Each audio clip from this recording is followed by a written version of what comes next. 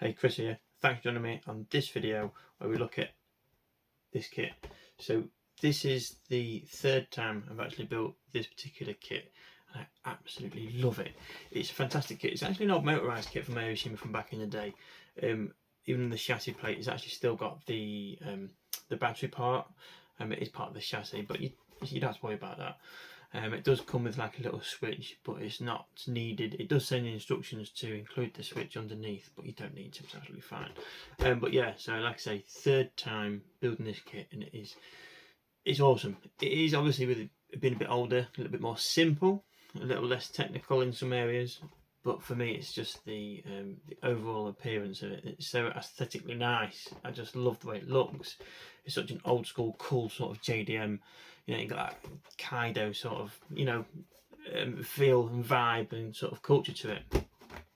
But yeah, so if you guys haven't seen, I think I've got a video on this before. I've actually built. It was a black and silver two-tone, which recently I sent over to Edgar at Scale Riders earlier on this year. I know how much he loves the Hakosuka, and I didn't want that one. And I to go to just be put away in storage and just be forgotten about. And I wanted to send it over to my buddy, who I know would absolutely love having it on display because he's a big Hakosuka fan. So yeah, Edgar, thanks for that one, mate. So yeah, and with this one, I wanted to try something a little bit different by adding a load of parts to it, a bucket load of bits. But what we'll do is we'll flip the camera and we'll go and look at what I've added to my build. First of all, before looking at the actual build itself, let's have a look at some of the added parts that I've added to this project. And we'll start, as you can see, there's quite a lot of zoom on bits. I have been sent some of these zoom on bits by Ian24 Rally. So dude, thank you very much for that. Some of these bits I've purchased from Postcard Paints, such as the detail up parts. And you got the stencil set. Obviously with this one I've gone for Nismo being the Skyline, but there's some pretty cool ones in there for various builds, so that was I'm happy to use that. Another one I purchased myself is these number plates. I absolutely love these, with these the license plates over the embossed sort of number plate, and you get a really nice depth to it.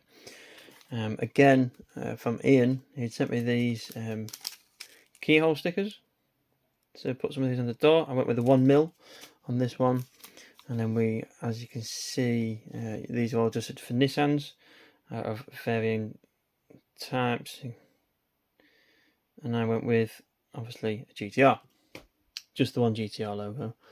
We also got, there's one left in there, but there's a metal gear knob.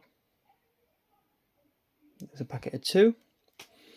I also did some rivets to the arches, and these are leftover sprue bits, photo X sheets, whatever you want to call them, from the Levin Corolla I did, and then the Honda Civic EF9 I did. And then if you can see, there's like these hex bolt heads, which were a nightmare, only because they're so fiddly. But what I used to glue them on is I just use a bit of this, so it's really got a really good stick. I just applied a tiny dab with a cocktail stick, and then with some very thin tweezers, trying to apply them individually. I think I only lost 1 or 2, so that's not bad going considering. I've also got these, as you can see, these were sent by Scale Riders, some Go for Racing seatbelt kit sets. And because it's an old school car, I'll show you what I mean, but I went with the, instead of over the shoulder, it's just around the waist. And again, no build is finished for me without some of these decals on. So let's look at the build. You're waiting, so let's go. Here we go. There she is. Let me just move this camera down. There we are. 1 Liberty Walk Hakosuka GTR. I love it. Absolutely love it. So let's point out some of the bits I was on about. Obviously we're going to start with the exterior and the paint job, because that's the first thing you see. So I wanted to go with an Advan sort of style paint job, but I didn't want to have Advan across. Now there is some decals that come with the kit with this logo, the LB kanji, but unfortunately, because it was over the Mr. Surfacer and not a gloss surface, even though it's a smooth, it's satin, the carrier film was a bit silvery, so I just decided to whip it off, and I actually did that freehand with paintbrush.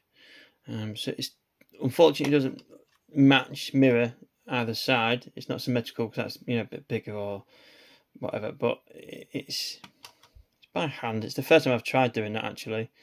But I'm really happy with how it came out. With the gold, it is the Mr. Metallic Super Rich Gold 2.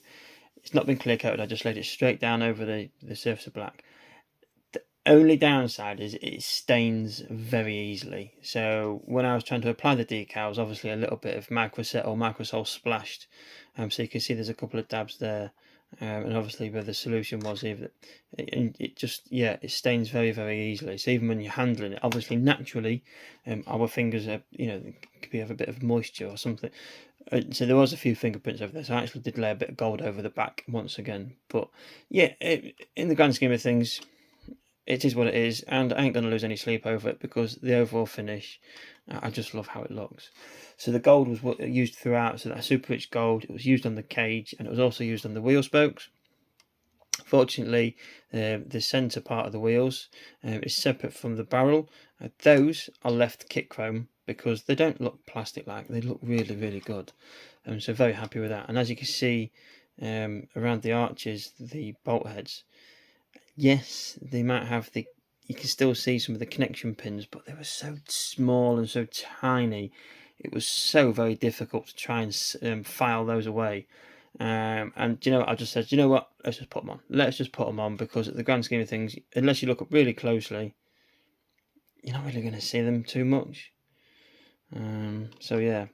So the back, what I did with the back is it does have a big moulded in GTR emblem just there, but I've removed that, sanded it back and tapered the edge both sides just to make it matching. And then I used a metal Zoom on GTR badge with a spare GTR decal I had kicking about in the decal box.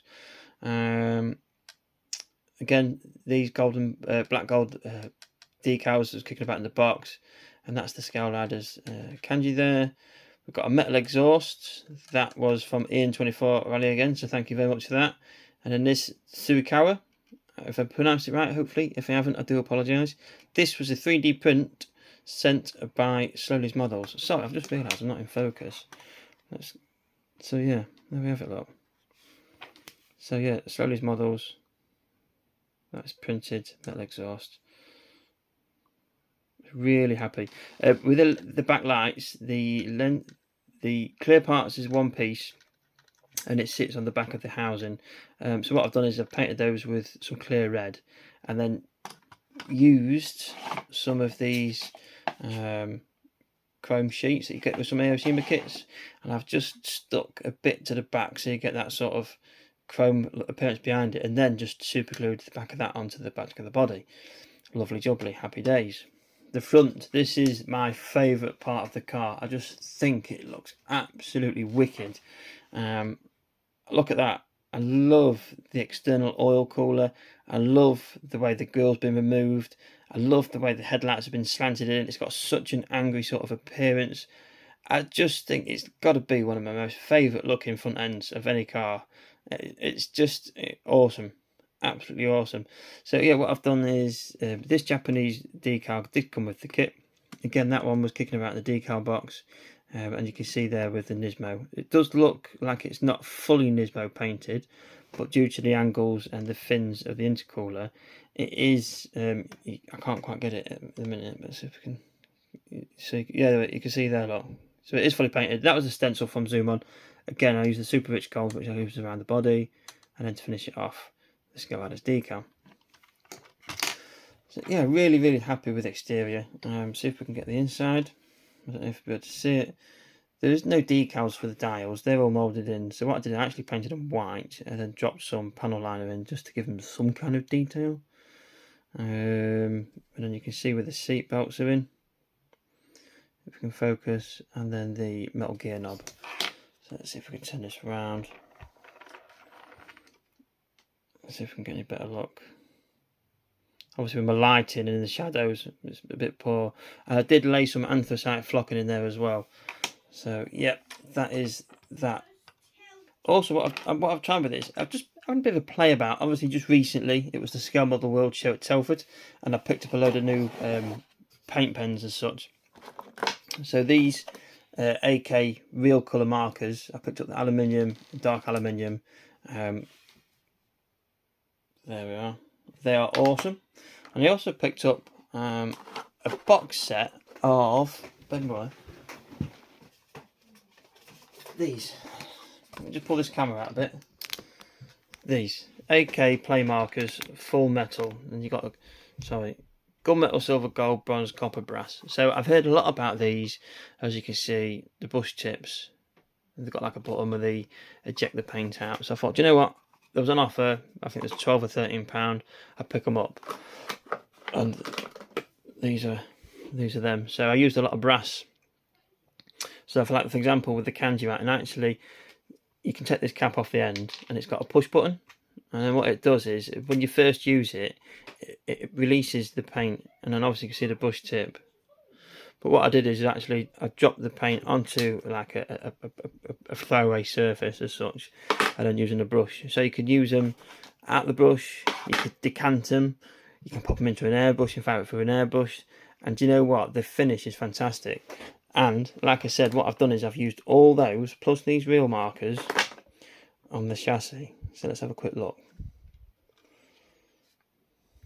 So as you can see, and all of that painted was from the pens. The pens. So we've got the copper and the copper wiring, the tubes down there, hose pipes, copper pipes. Let me get words out. Sorry. The back of the diff box, gearbox there is the brass. The prop shaft, that is gunmetal. The exhaust, the gearbox, that is silver. The sump and stuff, that's gold. And then I've got a dark aluminium on the frame, and then I've used the aluminium just there. So yeah, really happy. Really happy. That's the bronze. So that's the bronze. That's the bronze. Honestly, they're really good, and because they're in the pen, you don't have to worry about having to get set up. You just crack the pen open and just crack on, and happy days. So yeah, they're there. If you have these, they're really good. If you just want to quickly detail something without having to mess about, because they're all water based. When I was doing the kanji writing on the side, if I'd make a mistake, I'd get a bit of water, wipe it off, and jobs are good. So yeah, that is them, and that is this. So yeah, that's it really. That is one Hakosuka in black and gold. So there we have it. Excuse me, poor lighting. I'm having to use the light from the paint booth and the light off from my phone. But yeah, really, really happy with that. Really, really happy. So again, see you guys watching at home. Thank you very much for tuning in. I really do appreciate it. And then I look forward to seeing you on the next video. So take care of yourselves. See you next time. All the best.